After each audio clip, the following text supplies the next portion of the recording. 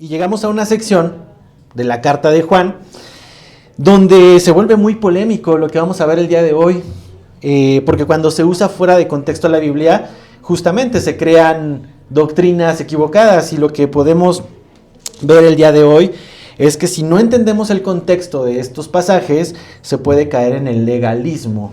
¿Alguien sabe lo que es legalismo? ¿Alguien ha escuchado esa palabra, legalismo? ¿Qué se les viene a la mente? ¿A un fariseo? ¿A un hombre así rabino? Dices, no, bueno, ese no, porque no es de mi cultura, ¿no? Pero a lo mejor un pastor así trajeado que te va a estar condenando, quizás, no sé, que se venga a tu mente como legalismo. Pero cuando no se entiende completamente la palabra de Dios, se pueden tomar ciertos aspectos de la palabra y defender ciertas ideas humanas que no necesariamente van acorde a lo que Dios quiere traer para nosotros. Entonces, por eso es importante ver todo el contexto. Y siempre tomo unos minutitos antes de entrar a la palabra de lleno para contextualizar la carta. ¿De dónde nos ha traído el Espíritu Santo? Para comprender lo que hoy necesitamos comprender. Bueno, pues te adelanto que viene una instrucción bastante clara para el creyente, pero para otras personas puede ser incómodo, porque la instrucción que vamos a ver es clara: no ames al mundo, ni las cosas que hay en el mundo. Entonces es importante ver todo el contexto para poder abrazar esta instrucción. Y hay un porqué de esta instrucción, pero bueno, vamos paso a paso. Hemos visto, ahí si ya estás en tu Biblia, en la primera carta de Juan, en el capítulo 1, que nos ha presentado diferentes principios espirituales para que podamos llegar a este punto y podamos realmente querer amar a Dios, no porque el pastor te lo diga, no porque tus papás te lo digan, y no porque alguien más esté detrás de ti diciendo tienes que amar a Dios. No, o sea, amas a Dios porque entendiste ya de qué trata esto.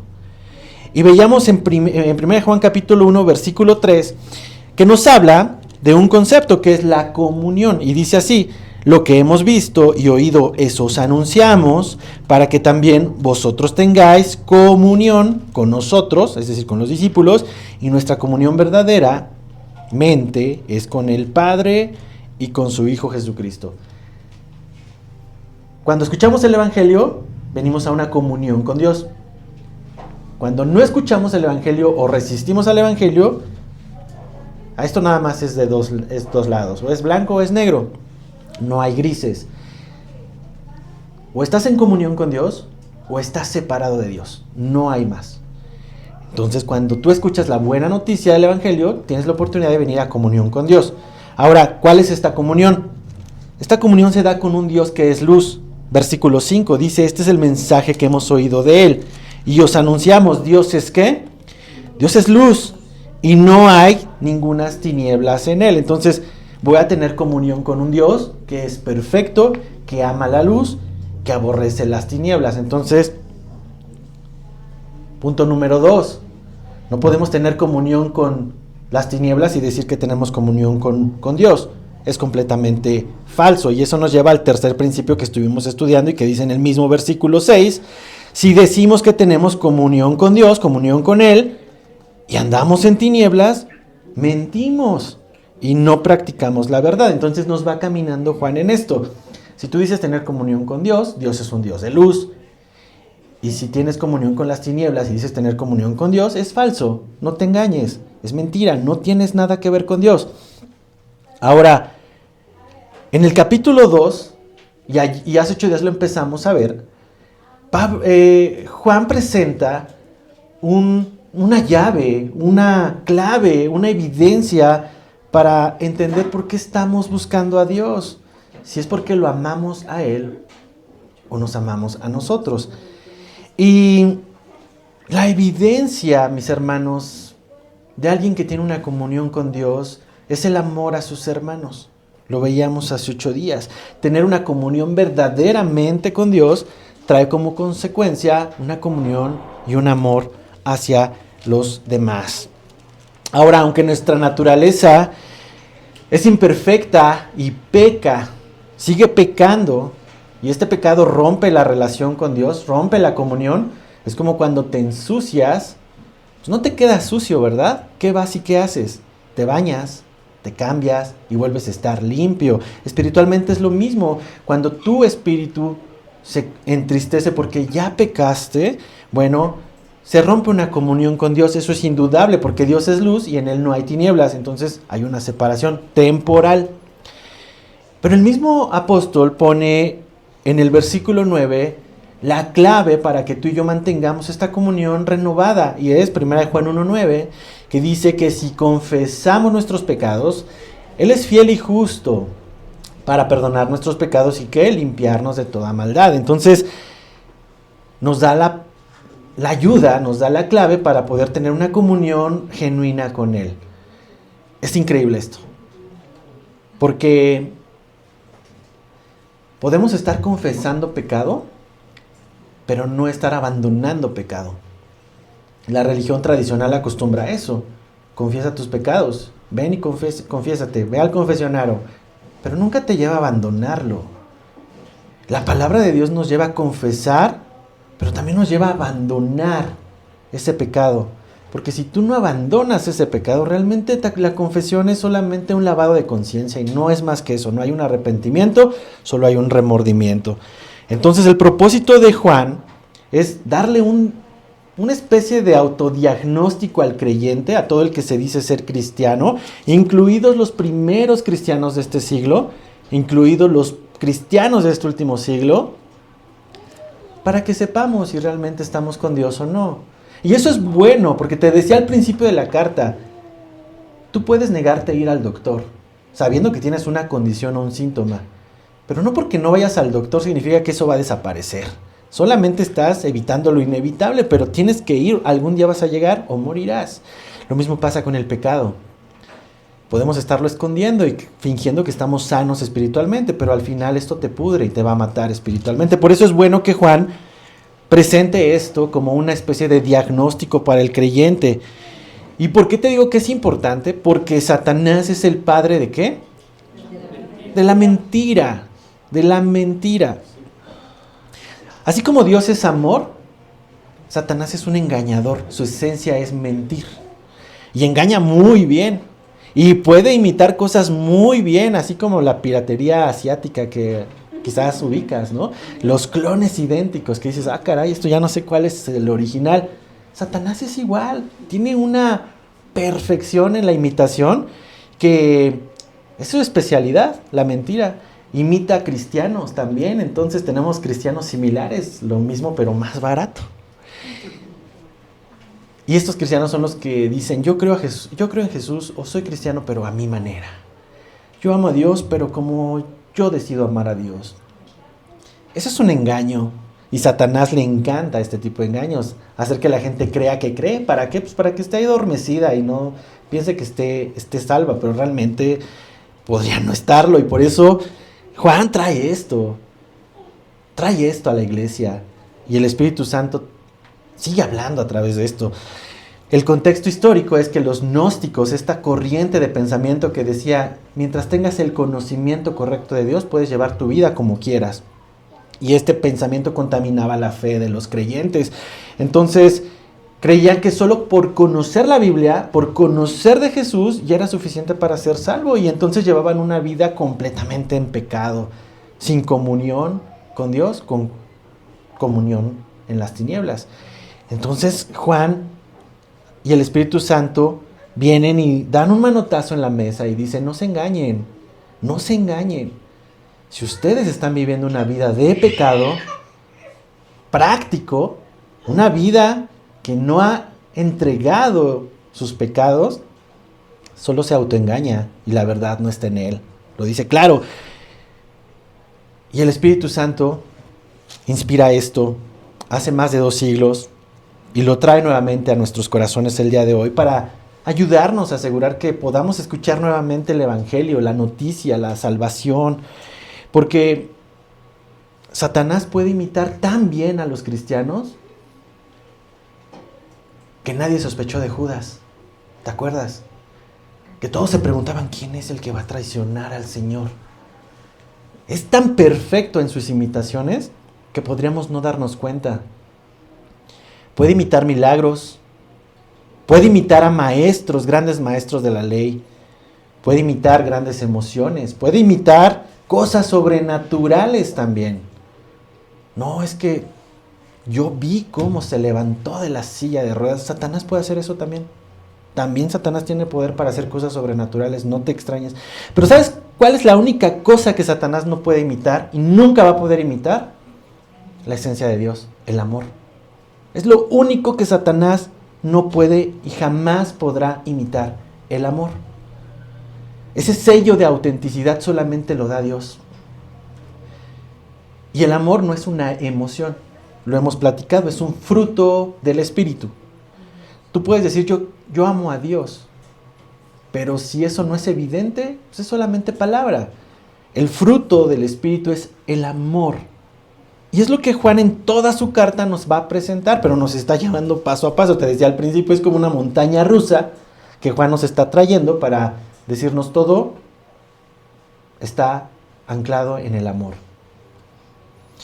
A medida que un creyente permanece en comunión con Dios, ¿qué es lo que sucede? El fruto del Espíritu, que es el amor, empieza a ser evidente. A medida que los árboles estén arraigados en la tierra, es cuestión de tiempo para que el fruto salga. Pero si arrancamos el árbol y lo dejamos afuera y le ponemos unas naranjitas muy bonitas y lo dejo aquí en este piso, en 3 meses esto va a ser hojarasca y va a estar seco. ¿Por qué? Porque no es un fruto genuino. Lo mismo pasa con el cristiano.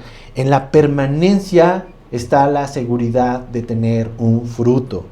Y el amor de Dios, para nosotros, nos va a llevar a entender esto. Por eso cantábamos hace ratito, no entiendo cómo. No lo entendemos. Quizás lo queremos explicar, pero nos frustramos en explicar cómo Dios nos ama siendo así. Pero la enseñanza de hoy es increíble porque nos va a llevar a tomar decisiones, a reafirmar decisiones. O si tú hoy no has tomado una decisión, también Dios te puede estar hablando para que puedas venir a Él. La vida aquí está llena de decisiones. Y no me dejarán mentir. Hoy decidiste estar aquí y no decidiste estar en tu casa en pijama viendo Netflix.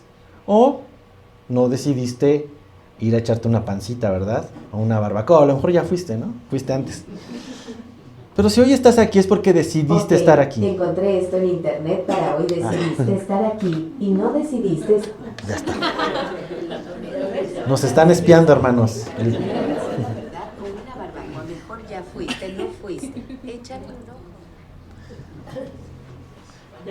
Desactiven sus asistentes. Ya me va a ayudar a explicar la predicación. Pero te digo que la vida es una cuestión de decisiones. Cuando tú dices sí a algo, dices no a otra cosa. Tú decidiste decir sí a estar aquí, decidiste no a estar en tu cama. Y eso aplica en muchas cosas. Incluso, ¿a qué edad podemos ya tomar decisiones? ¿Alguien sabe? ¿Se acuerda? ¿A qué edad nos dan ya una tarjetita para decidir quién va a gobernarnos? 18. A los 18 años, ¿verdad? Porque antes no, porque en teoría no tenemos la capacidad de decidir. Espiritualmente sucede igual. Conforme vamos madurando, podemos ir tomando mejores decisiones. Y a veces sí, los niños se equivocan, nos equivocamos y nos caemos, ¿no? Pero ¿qué pasa? Cuando ya te caíste, ya no vuelves a caer en eso, porque ya aprendiste, ya maduraste. Y las decisiones es algo así. Tomas una mala decisión, ok, ya pasó, quizás hay consecuencia, pero aprendes de ella. Y esa es una madurez. Te lo puse en un ejemplo burdo, pero también en lo espiritual sucede. Y ahora, vamos ahora sí a la palabra, la porción que nos toca leer, porque vamos a ver inicialmente cómo Juan se refiere a los oyentes en diferentes niveles de madurez espiritual. Como te decía, dependiendo de la madurez, tomamos cierto tipo de decisiones.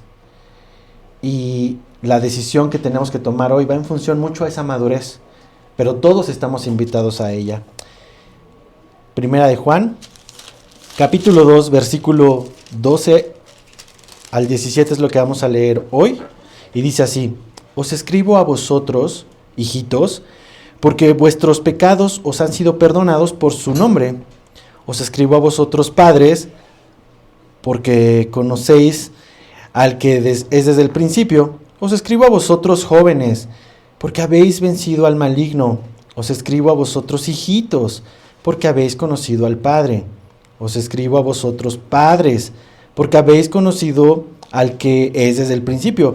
Os he escrito a vosotros, jóvenes, porque sois fuertes y la palabra de Dios permanece en vosotros y habéis vencido al maligno. Ya que entendimos a quién le escribió, a hijitos, a padres y a jóvenes, la instrucción es esta: no améis al mundo ni las cosas que están en el mundo. Si alguno ama al mundo, el amor del Padre no está en él. Porque todo lo que hay en el mundo, los deseos de la carne, los deseos de los ojos y la vanagloria de la vida, no provienen del Padre, sino del mundo. Y el mundo pasa y sus deseos, pero el que hace la voluntad de Dios permanece para siempre. Señor, ayúdanos a entender esto, Padre. Nuestra carne se va a resistir, nuestro corazón va a tratar de poner excusas, Señor, pero tu Espíritu Santo es el único que puede convencernos de pecado, de justicia y de juicio. Así que te pedimos que nos ayudes, Señor, a través de esta palabra. Tu Espíritu Santo venga a cada corazón, convenza, Señor, reafirme y nos ayude, Señor, a poder ir madurando espiritualmente en esto que necesitamos madurar. Te doy gracias, ayúdame a no meter ideas mías, quita cualquier pensamiento de Alfredo en esta palabra, que sea tu Espíritu Santo hablando a cada corazón, en el nombre de Jesús, amén y amén. Mis hermanos, hablábamos de esto. En la medida en la que tú y yo hemos crecido en el Señor, podemos entender quizás mejor esto.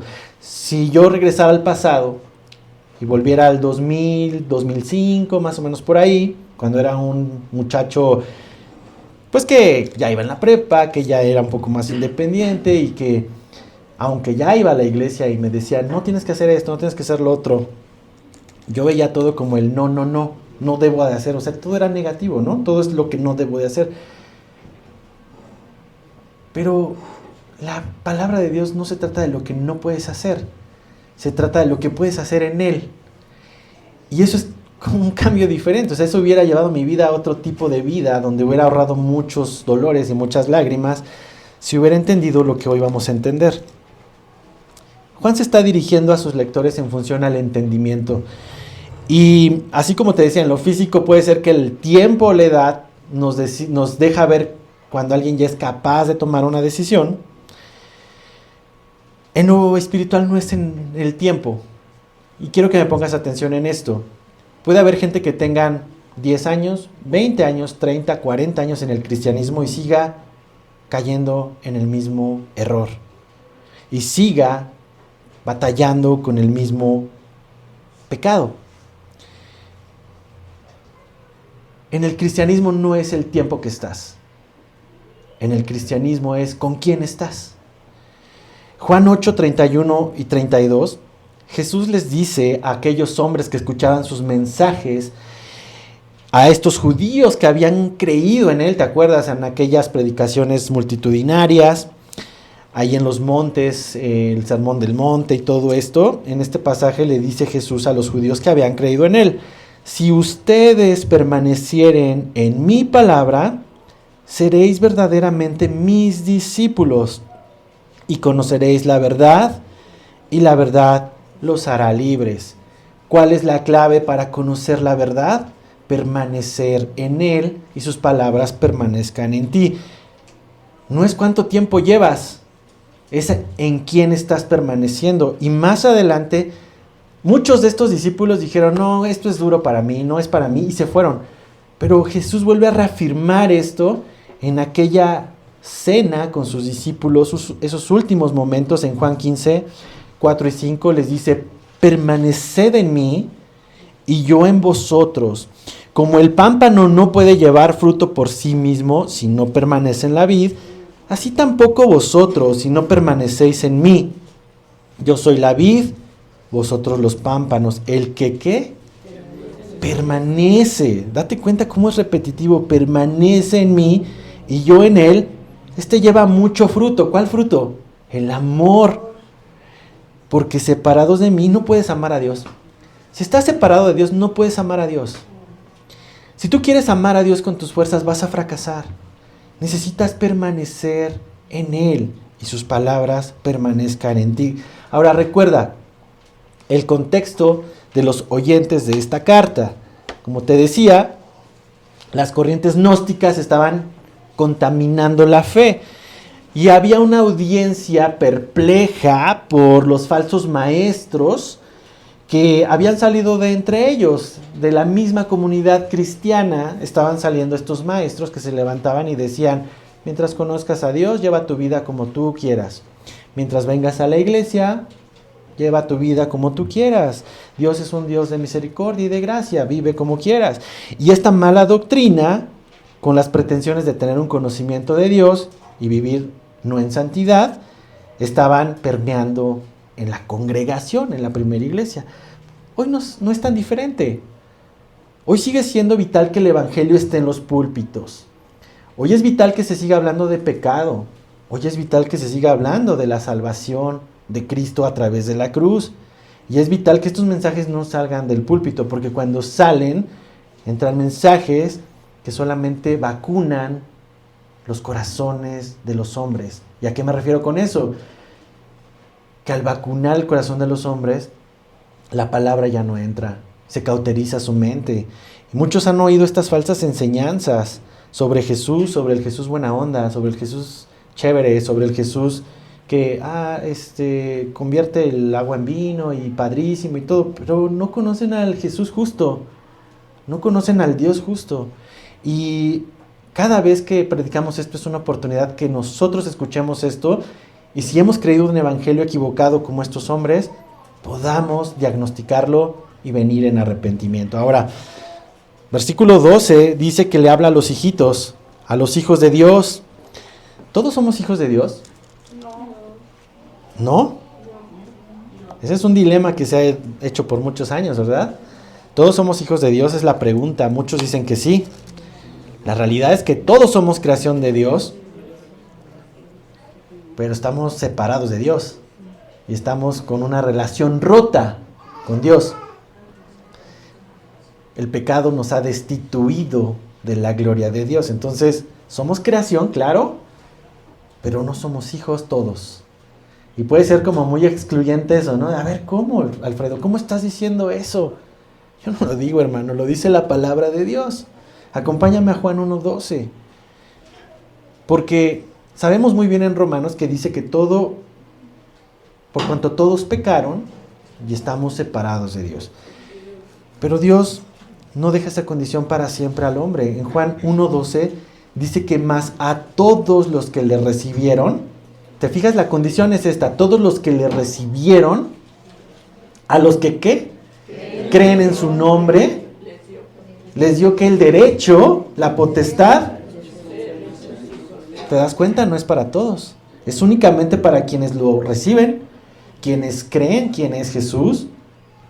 Les da la adopción, los hace suyos, nos hace sus hijos. Y todos comenzamos así chiquitos, comenzamos como bebés espirituales, como bebés de leche materna. Nos adopta y llegamos hacia el evangelio. Ahora, en el versículo 13, el mensaje apunta ya no solo a estos hijitos, le va a hablar a los padres. Y dice así: os escribo a vosotros, padres, porque conocéis al que es desde el principio. Y aquí voy a hacer una pausa. Este mensaje no es un tema de crianza infantil ni nada cuando habla de padres. Se está refiriendo más a hombres y mujeres capaces de cuidar a los hijitos. Hombres y mujeres que son maduros en la fe, que pueden instruir a los niños como tú y como yo. Los que somos padres, Dios nos ha dado una capacidad para poder educar a los hijos. ¿Y qué tiene de característica este nivel de espiritualidad o este nivel de madurez? Pues aquí mismo lo responde el versículo. Dice: porque conocéis al que es desde el principio. Es un conocimiento mayor de los hijitos, de los bebecitos. Aquellos que conocen muy bien la palabra de Dios, que se han relacionado mucho tiempo con la palabra de Dios, que permanecen con Él y que saben que es el Dios del principio, del Génesis, y el Dios glorificado y alabado por la eternidad del Apocalipsis. Son grandes robles en el Señor, estas personas, y que han crecido fuertes a través de los años. Gloria a Dios por este tipo de hermanos que están en las congregaciones. Bueno, estos padres también necesitan escuchar esto. No ames al mundo. No porque conoces mucho, no debes escuchar esto. No, también va para nosotros, va para todos. Y el versículo 13b, lo vamos a ver en esta ABC, lo estoy partiendo así. Dice, os escribo a vosotros, jóvenes, porque habéis vencido al maligno. Ustedes, jóvenes, aquellos que ya no son bebés, aquellos que todavía no son adultos, no son un roble y que están en la línea media, a ellos se refiere en este tipo de madurez espiritual y les dice ¿por qué? Dice porque habéis vencido al maligno. Me encanta este tono victorioso. Han vencido. Han vencido significa que están en batalla. Han vencido significa que están dando un esfuerzo. Han vencido significa que tienen la fortaleza utilizable para vencer al maligno. A la guerra no se mandan bebés. A la guerra no se mandan niños. A la guerra no se mandan ancianos. ¿A quiénes se mandan? A los jóvenes. Ya cuando se acaban los jóvenes ya mandan de todo, ¿verdad? Pero los jóvenes son quienes pelean estas batallas de la fe. Ahora, por esta razón muchos deciden ser bebés, ¿no? Pues, para que no me manden a la guerra, mejor yo bebecito de leche. Y no crecen, ¿no? Y se vuelven los chabelos espirituales, que están bien grandotes vistiéndose como niños, ¿no? Tristemente, muchos deciden quedarse así. Ahora, muchas de las victorias de la fe la experimentan estos jóvenes, estos creyentes que llevan una madurez en constante crecimiento. Y estos jóvenes han vencido al maligno. Y en el versículo 13, ahora la parte C, que le estoy llamando así, le habla nuevamente, dice, os escribo a vosotros, hijitos, porque habéis conocido al Padre. Y parece que Juan es repetitivo, pero aquí la palabra original es diferente. Mientras en el versículo 12 vemos la palabra en griego teknia, que habla de un niño dependiente de 0 a 2 años, como Emma, que está aquí la bebecita dependiente de su mamá. Es muy diferente a la palabra de hijitos aquí, que en griego es paidia, que se refiere más a un niño que ya puede ser instruido, un niño de 3 años en adelante. Son diferentes niños. Entonces, de hecho, de ahí se desprende la palabra paideia, que habla de una educación o habla de alguien que puede ser formado o instruido. Y es un niño de entre 3 y 10 años los que pueden hacer esto, ¿no? Ahora, ¿cómo es un niño de esa edad? Yo te lo puedo contar porque tengo 2 niños de esa edad, de 3 a 10 años. Todavía me dejan instruirlos. Todavía para Elías, Alfredo es un superhéroe, es su papá, me ve y yo soy lo máximo, ¿verdad? Ese sentimiento de su papá es así, wow, orgulloso de su padre. Pero ¿qué pasa cuando cumplen 14 años? No quiero llegar a eso todavía. Pero a los que ya lo han vivido, ¿no? Se rompe ese orgullo y esa gloria de sus padres porque empiezan a querer ser independientes. Bueno, esta etapa espiritual consiste en eso. Aquellos niños que están orgullosos de Dios y quieren estar con Dios y se sorprenden de esa parte impresionante de Dios. No sé en qué etapa estés espiritualmente, pero aquí vemos un sobreénfasis en el versículo 14. Vuelve a hablar Juan y dice, os escribo a vosotros, padres, porque habéis conocido al que es desde el principio. Os he escrito a vosotros, jóvenes, porque sois fuertes. Y aquí le agrega algo más. Y la palabra de Dios, ¿y qué palabra otra vez aparece aquí? Permanece en vosotros. Permanece en vosotros. Yo creo que ya el Señor ha estado redundante en permanezcan, permanece. La palabra permanece en vosotros. ¿Y cuál es la consecuencia? Habéis vencido al maligno. No significa que vengas y ates al Satanás y digas te ato y te pisoteo y todo eso. No, vencido al maligno es vencido lo que vamos a ver a continuación. Las ideas que el maligno ha inyectado en este mundo, que tratan de generar cristianos falsos, vacunar a personas que creen que son cristianas, y es vencer eso, vencer ese sistema podrido de Satanás que ha permeado las iglesias, tristemente, desde el siglo I. Así que vamos a ver aquí cómo los jóvenes, quienes pelean esto, son fortalecidos por el Espíritu y su palabra. Y bueno, ¿para qué se usa la fuerza? Un joven que va al gym, un joven que está todo musculoso, pues hoy lo usan para el Instagram, ¿no? Para presumir el músculo. Pero en el pasado era para pelear. Es prepararte. Lo que hace un soldado es prepararse físicamente para ir a pelear, no para presumir.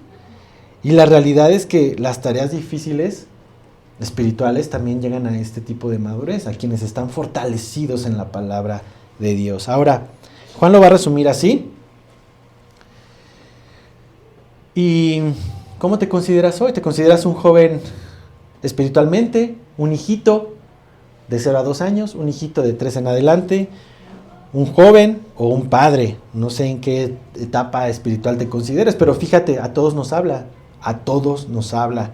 Todos recibimos la misma instrucción. Versículo 15. No ames al mundo. Hijitos, jóvenes, padres, no ames al mundo, ni las cosas que están en el mundo. Pero necesitamos definir primero qué es mundo, hermanos, porque la palabra mundo aparece muchísimas veces en la Biblia y si tenemos un concepto equivocado de mundo, podríamos estar tomando una doctrina equivocada. Entonces, en el Génesis 1:1 dice, creó Dios los cielos y la tierra, ¿no? Dios creó el mundo, Dios creó el cosmos. Y ese es un concepto. El mundo como la creación de Dios, como el globo terráqueo. No lo pierdas de vista ahí. Luego en Juan 3:16 dice que de tal manera amó Dios ¿a quién? Al mundo. ¿Amó su globo terráqueo? No, en el contexto está hablando de toda la humanidad, toda la creación. Dice que Dios amó a su creación, al mundo. Pero luego en Juan 2:15 dice no ames al mundo. Y dices, a ver Dios, pues tú lo amaste y yo no. Entonces, ¿qué onda, no? Cuando vemos aquí a qué se refiere la palabra mundo, ya no es un lugar, ya no son las personas, ahora se está refiriendo al sistema de valores que este mundo ofrece, que este mundo avienta para que el creyente sea atrapado en algo que vamos a ver ahorita, que son sus deseos. Entonces ya entendimos la diferencia de los mundos, ¿verdad? Para que no nos confundamos y un mal entendimiento no nos lleve a dar mal testimonio, porque sí me ha tocado ver cristianos que dicen, no, pues dice la palabra que no amamos al mundo, yo por eso tiro mi basura y gasto el agua y no me importa este mundo, se va a podrir, ¿no? Y ahí tienes al ecoloco, ¿no? Destruyendo el medio ambiente porque pues, el mundo se va a acabar. No, no es eso. O ahí tienes a los otros que, no, yo no me junto con ellos porque son mundanos. No, los mundanos, y eso es muy sectario, hermanos. O sea, Dios amó a todos y decidió enviar a su Hijo, pero no todos lo aceptaron, y eso es aparte, punto y aparte, pero eso no te lleva a aislarte de los que no son creyentes. No, y ya has escuchado esta frase, ¿no? No es que yo no me junto con ellos porque son mundanos. Hermano, si no te juntas con ellos, ¿quién les va a dar testimonio de la fe en Cristo Jesús? Sin duda Juan se refiere al sistema de valores. Ya, regresamos al punto, nada más, luego me pierdo ahí, perdón. Pero regresemos a que se refiere al sistema de valores e ideas que este mundo aplaude y que este mundo adora. Un sistema que su naturaleza está en las tinieblas, un sistema que está en rebeldía declarada contra Dios, un sistema que odia a Cristo y por lo tanto odia a los cristianos. Es un sistema hostil al Evangelio.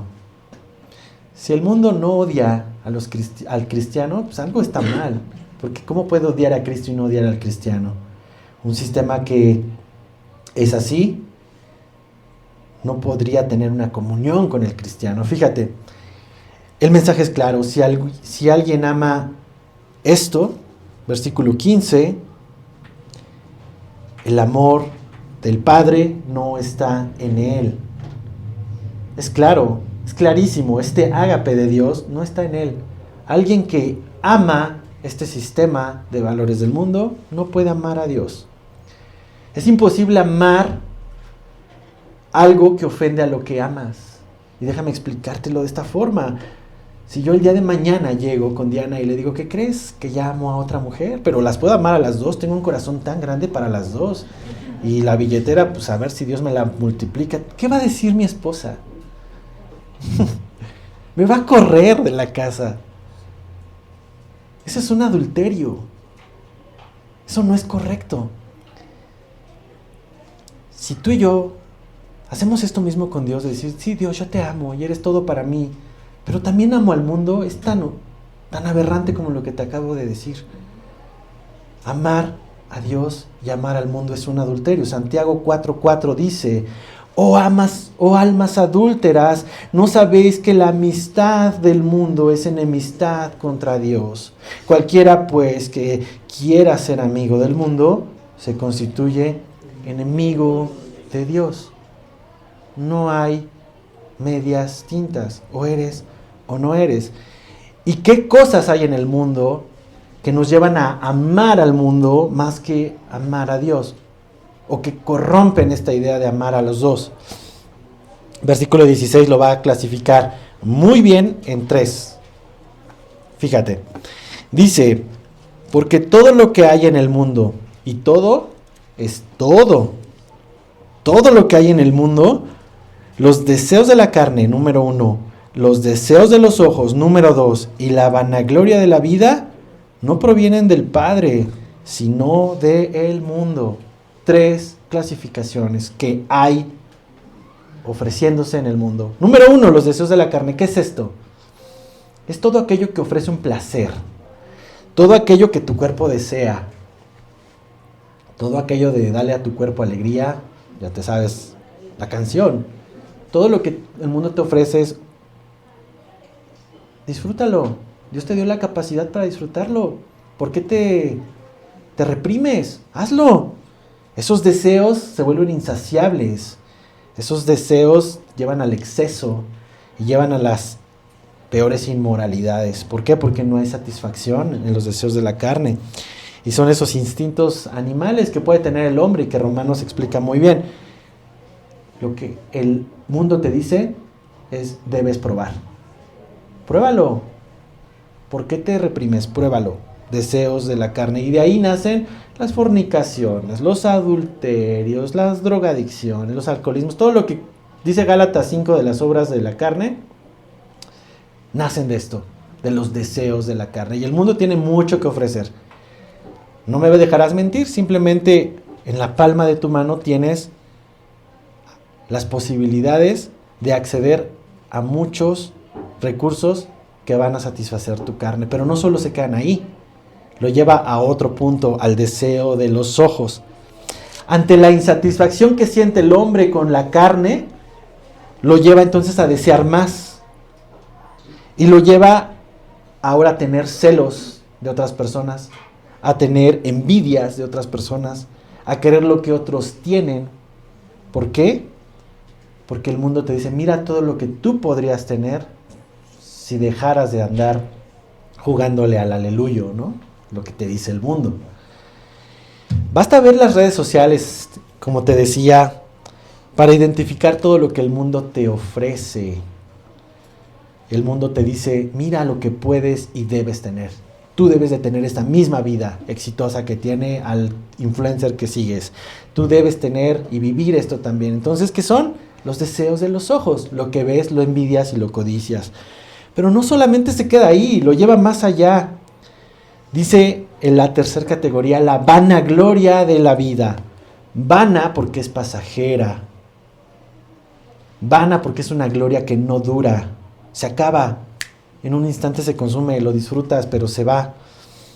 Y aquí tenemos a estos hombres volcados a ser grandes y reconocidos y orgullosamente ser alabados.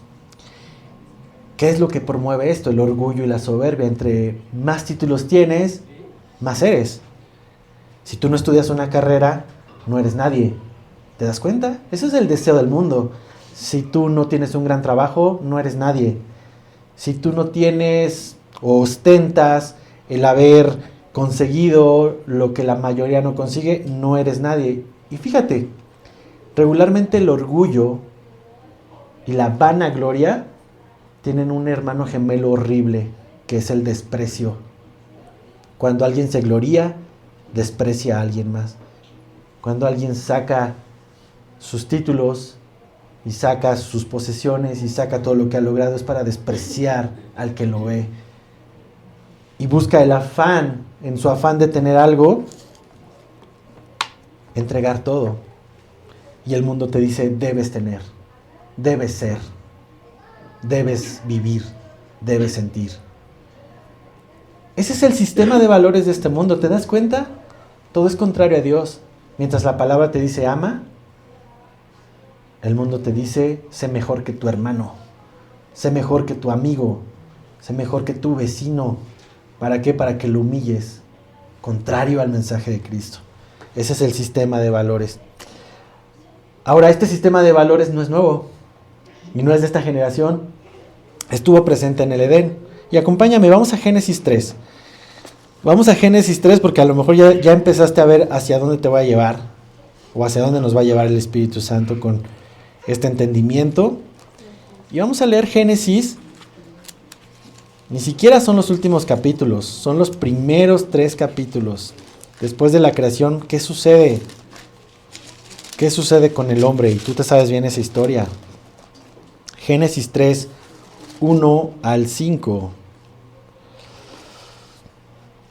Dice, pero la serpiente era astuta, más que todos los animales del campo que Jehová Dios había hecho, la cual dijo a la mujer, ¿con que Dios os ha dicho, no comáis de todo árbol del huerto? Y la mujer respondió a la serpiente, del fruto de los árboles del huerto podemos comer, pero del fruto del árbol que está en medio del huerto, dijo Dios, no comeréis de él, ni le tocaréis, para que no muráis. Ahí Eva le puso de su cosecha, porque nunca les dijo no tocar, pero bueno, es otra cosa.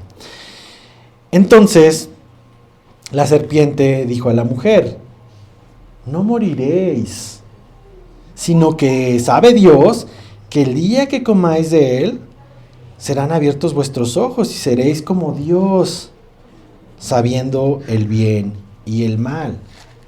Vemos a una serpiente astuta, al enemigo, a Satanás, distorsionando la palabra de Dios, engañando a Eva, diciéndole, no vas a morir, si comes no mueres, no te pasa nada.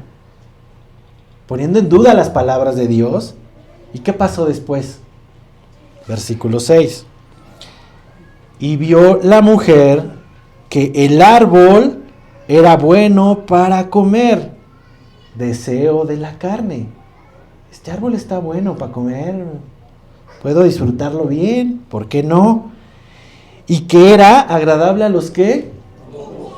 Deseos de los ojos. La atrapó por el deseo de tenerlo. Y agradable a los ojos y árbol codiciable para alcanzar ¿la qué? Codiciable para ser sabia, más sabia que Adán, más sabia que Dios. ¿Te das cuenta? La vanagloria de la vida. Estamos viendo que ese sistema sigue tan activo y le ha funcionado por siglos a Satanás. Atraparte por los deseos de tu carne, atraparte por los deseos de los ojos o atraparte por la vanagloria de la vida. Y el carácter del mundo se expresa en estos 3 puntos que te acabo de compartir y que Juan nos acaba de dar. Y aquí podría venir la pregunta. Entonces, ¿por qué Dios me dio la capacidad de desear si iba a ser malo? Entonces, ¿por qué puso un árbol en el Edén si sabía que Eva lo iba a codiciar? ¿Por qué Dios entonces permite que tengamos estos deseos? ¿Por qué Dios permite que podamos ver cosas buenas en este mundo? ¿Es malo disfrutar? ¿Es malo desear y superarte? ¿Es malo entonces? La respuesta definitivamente es no, no es malo. Dios creó todo perfecto. Nos dio la capacidad de desear. Nos dio la capacidad de disfrutar su creación. Eso está en Eclesiastés 3, 11 y 13. Cuando alguien te diga, es que no puedes disfrutar de esta vida, Eclesiastés 3, 11 y 13 dice, todo lo hizo hermoso en su tiempo y ha puesto eternidad en el corazón de ellos sin que alcance el hombre a entender la obra que ha hecho Dios desde el principio hasta el fin. Yo he conocido que no hay para ellos cosa mejor que alegrarse y hacer bien en su vida y también que es un don, que es un regalo de Dios que todo hombre coma y beba y goce del bien de toda su labor. Dios nos ha regalado la oportunidad de disfrutar las cosas de esta vida, sin duda. Pero este sistema lo corrompe. Este sistema rompe ese diseño como lo rompió en el Edén, y el problema ya no es tener deseos, el problema es ser gobernado por esos deseos. Y entonces cuando tú dejas de gobernar esos deseos te gobiernan a ti. Y entonces, ¿qué sucede? Eres esclavo del pecado. Eso es lo que promueve este sistema. No es malo disfrutar, no es malo tener, no es malo querer anhelar. Es malo cuando esos deseos gobiernan tus pasos y te llevan a caminos que te separan de Dios. Y este mundo promueve eso. Que tu carne gobierne tus pasos. Y todo eso, Juan lo define muy bien, todo eso no proviene del Padre, sino del mundo. Rara vez identificamos, mis hermanos, y por eso es importante este tipo de mensajes, porque rara vez identificamos nuestros pensamientos y con qué frecuencia estamos conformándonos a las ideas de este mundo. Piensa en tu estándar de felicidad y de éxito. No me lo digas, piénsalo. ¿Se parece a Cristo o se parece al mundo? Si para ti el éxito es tener mucho dinero, tener muchos viajes, tener mucho, ¿se parece a Cristo? ¿Se parece al mundo? Respóndelo. Tú soltero que a lo mejor estás buscando una pareja, piensa en tu estándar de una pareja ideal. ¿Qué estás buscando? ¿A una pareja consagrada? ¿A un hombre o una mujer piadosa? ¿A un hombre o una mujer que teme a Dios? ¿O al estándar del mundo? ¿A un hombre que me saque de trabajar? ¿A un hombre que me provea todo y que yo no tenga más que irme al gym todas las mañanas? ¿A un hombre guapo y adinerado? ¿O a una mujer que esté como modelo y que pueda presumir con mis amigos? ¿Qué estándar define el éxito? ¿El del mundo o el de Dios? Estamos inundados de pensamientos, hermanos. Estamos inundados de ideas que promueve este mundo. Y creo que en esta generación todavía más por el acceso a tanto contenido. Basta ver los comerciales que hay. Basta ver los influencers que hay. Que promueven los deseos de los ojos, los deseos de la carne y la vanagloria de la vida. Entre más likes tienes, entre más suscriptores tienes, mejor eres. Eso es una mentira. Satanás no cambia sus métodos. No tiene por qué hacerlo porque le funcionan y los va a seguir usando. Pero esto nos demuestra cuán grande es la necesidad de no conformarnos a este siglo, sino transformados por medio de la ¿qué? Renovación de vuestro entendimiento, para que puedas comprobar cuál sea la voluntad de Dios, que siempre va a ser agradable y siempre va a ser perfecta. Para el mundo, la vida de Pablo es una vida de fracaso. Para el mundo, la vida de los pastores es una vida de fracaso. Para el mundo, que alguien se dedique a esto es una vida de fracaso. Pero renovando nuestro entendimiento, empezamos a valorar lo que Dios valora y a desechar lo que el mundo valora. Y esto sucede así, mis hermanos. Versículo 17, y acabo con este último verso. Dice, y el mundo pasa y sus deseos, pero el que hace la voluntad de Dios permanece para siempre. Al ser transformados por medio de la renovación de nuestro entendimiento, que es lo que hacemos todos los domingos aquí al estudiar la palabra de Dios, lo que haces tú en tus tiempos quizás de estudio, de discipulado, devocionales, vamos a comprender dos cosas. Y aquí lo dice muy claramente Juan: el mundo pasa, el mundo se acaba, los imperios se acaban, el imperio romano se acabó, los imperios más grandiosos de este mundo duran solamente un tiempo y desaparecen, van y vienen. Pero no solamente eso, también sus deseos, fíjate, dice, no solo el mundo, dice, el mundo y sus deseos se caducan, modas van, modas vienen, nada es para siempre. Y esto revela la locura de la mundanidad. Lo que invertimos en el mundo no dura. Lo que invirtamos no puede durar porque este mundo es pasajero. Pero aquí mismo nos dice que el que hace la voluntad de Dios permanece para siempre. Alguien que no permanece para siempre es porque es gobernado por sus deseos, por los deseos de la carne y no es gobernado por Dios. Hace y vive y camina su voluntad o del mundo o de Dios. Pero alguien que camina en Cristo permanece y permanece para siempre. Me encanta Juan 10 porque dice eso. O sea, los que tú me diste nadie me los ha podido quitar de la mano. Y esa garantía de estar en Él no depende de ti, depende de Él. Lo que depende de ti es permanecer, es estar donde tienes que estar. Si hoy te regalaran 24 millones de dólares, ¿qué harías con ellos? Ya por ahí dijeron, amén, ¿verdad? Amén, amén, no es cierto. No, porque a lo mejor me perdería, ¿no? Yo si me regalaran 24 millones, probablemente Dios sabe por qué no me los da, porque a lo mejor te diría, bueno, ahí les dejo otro pastor, yo me voy a disfrutar, no sé. Qué bueno que no me los da el Señor. No, mi corazón no está dado en eso, pero podría llegar a moverme. ¿Qué harías con 24 millones de dólares? ¿Los guardarías en un banco que te ofrece una tasa de interés del 50% maravillosa, pero que sabes que está en quiebra? ¿O lo invertirías en un banco confiable que sabes que te va a dar 1.5, pero es un banco estable? ¿Dónde invertirías ese recurso? Sería absurdo invertirlo en un banco que va a quebrar, ¿estás de acuerdo? Y en promedio Dios nos da, en promedio te digo porque el estándar de vida es de 75 años, 80 años, a los que Dios permite llegar a esa edad. Dios regala aproximadamente 24 millones de minutos al hombre. ¿En qué los estás invirtiendo? ¿En un banco que va a quebrar? ¿En un mundo que va a desaparecer? ¿En ideas que van a pasar? ¿O lo estás invirtiendo en tu eternidad? En lo que va a ser para siempre. Al inicio te compartí que este mensaje era de decisiones. Y te dije que todo se trata de decidir. Cuando tú decides darle un sí a Dios, le estás diciendo un no al mundo. Cuando tú le dices un sí al mundo, le estás diciendo un no a Dios. Pero la llave de todo esto es amar. Solo puedes decidir un sí a Dios cuando empieza a haber un fruto de amor que te lleva a amar lo que Dios ama, a aborrecer lo que Dios aborrece. Y no hay nada más doloroso, nada. Creo que te lo puedo decir por experiencia y porque tengo amigos, hermanos, conocidos que lo han vivido.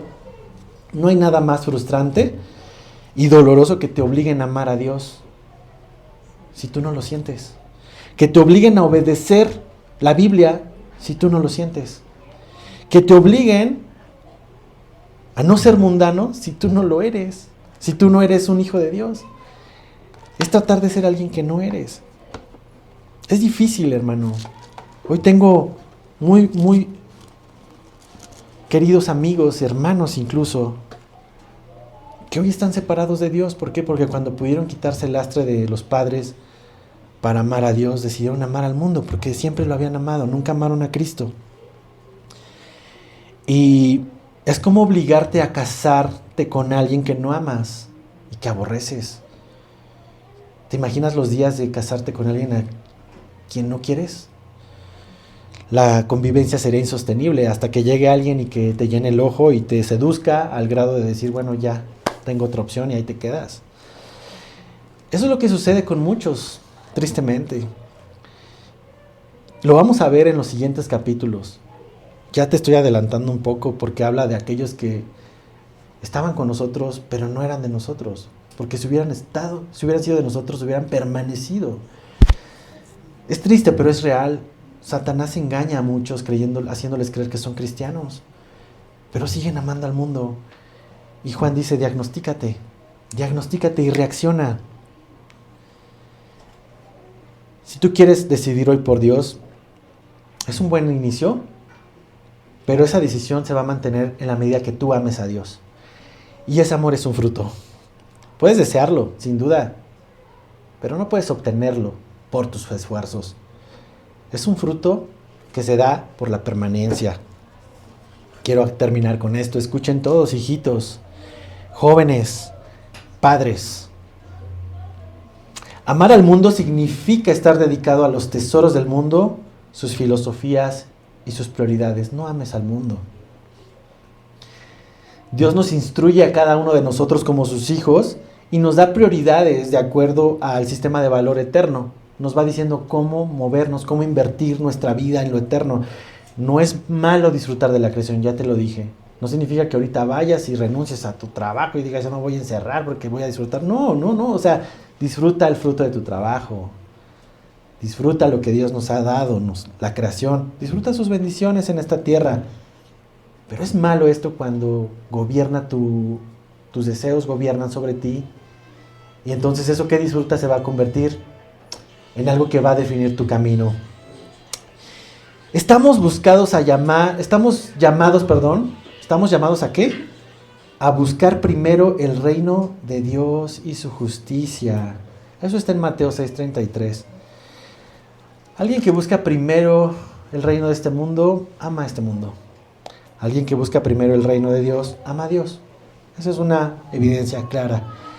Y finalmente, Mateo 6:24 también nos dice, nadie puede servir a dos señores. Y no podemos estar dedicados a Dios y al mismo tiempo dedicados al mundo. No sé el contexto de todos ustedes. Algunos los conozco de mucho tiempo y sé que son hombres, sé que son mujeres, padres, ya un roble espiritual. Y gloria a Dios por ello, aún así necesitas escuchar esto. Quizás eres un bebecito espiritual que acabas de nacer ayer o en esta semana o hace unos meses. También necesitas escuchar esto. Quizás eres un joven fuerte que estás peleando esta batalla. También necesitas escuchar esto. Si estás acercándote a Dios, hermano, obligado o condicionado, pero tu deseo es estar allá afuera y fracasas continuamente, yo no te voy a juzgar.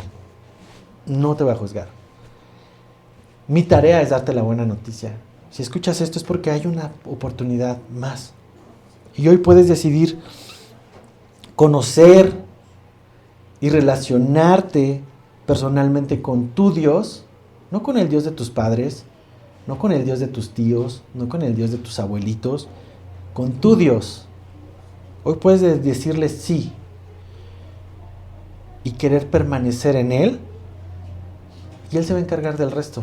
Él se va a encargar de ponerte un nuevo corazón, ya no un corazón de piedra, un corazón de carne, que le duela su pecado, que ame lo que Él ama y que aborrezca lo que Él aborrece. Y ya no lo vas a hacer obligado, lo vas a hacer porque lo amas. Quizás yo no soy el mejor ejemplo, pero sí puedo decirte que por mucho tiempo fingí ser cristiano, y no hace mucho, por mucho la década del 2000, 2010, por ahí. Yo fingía ser cristiano, pero amaba el mundo. ¿Por qué? Porque vivía cedido a los placeres de este mundo. Cuando leí esto, y que lo escuché en algún estudio también, como tú y como hoy lo estás haciendo, dije, yo no he nacido de nuevo. Yo no tengo este deseo por las cosas de Dios.